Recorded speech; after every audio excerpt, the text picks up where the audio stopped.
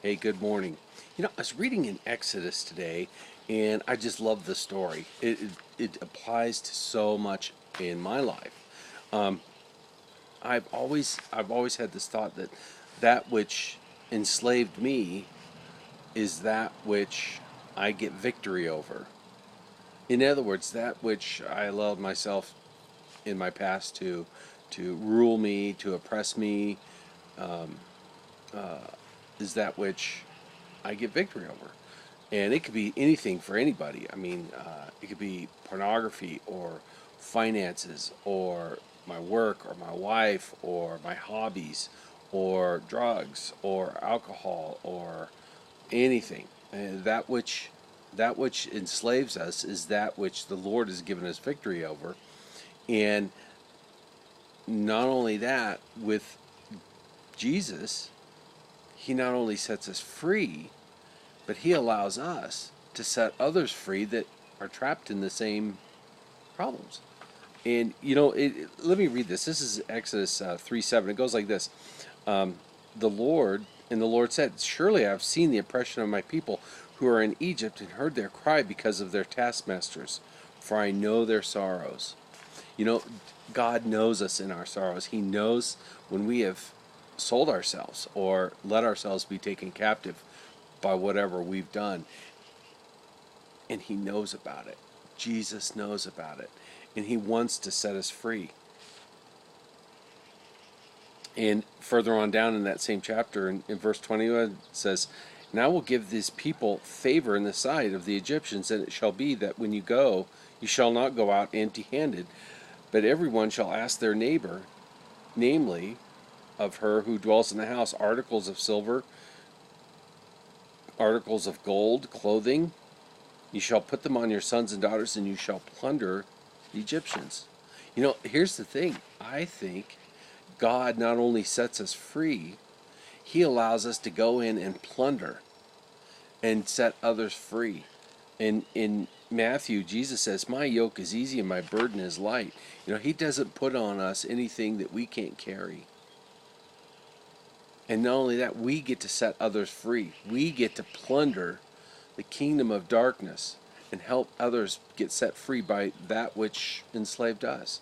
Because Jesus set us free. And Jesus even said that in the Gospel of John, verse 8, chapter 8. He says, "Therefore, if the Son sets you free, you shall be free indeed." So Jesus totally set us free. We had our problems, whatever they are. We gave them to Jesus. He set us free.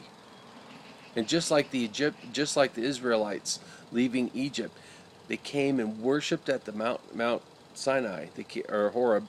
They came and worshipped, and from that point on, a new agreement was made. And from that point on, they were a holy people. Same thing for you. Same thing for me. Jesus set me free. I came to the cross. I worshiped. I moved through the cross. And now I can set people free. And the kingdom, the whole kingdom, is before me. That's great news. That's what Jesus did. Just the thought of him on the cross, exposed every bone that you could see in his body, totally laid out for us, allowed us to go into the kingdom of God, into the promised land.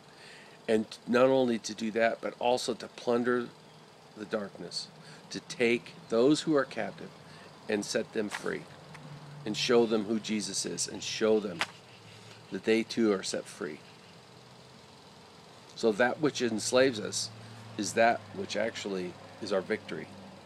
So if it's finances, I pray God blesses your finances, that you start praying for other people's finances and delighting when they are set free. If it's alcohol, you start praying for people with alcohol problems. If it's pornography, you start praying for people with pornography. If it's drugs, you start praying for people that have drug problems. If it's for adultery, you start praying for people. If whatever it is, Start praying for people. That which you enslaved you is that which makes you strong. And it's that you can set people free with. And the whole kingdom's open before you. And that is good news. And that is the kingdom of God advancing. So I pray God blesses you today.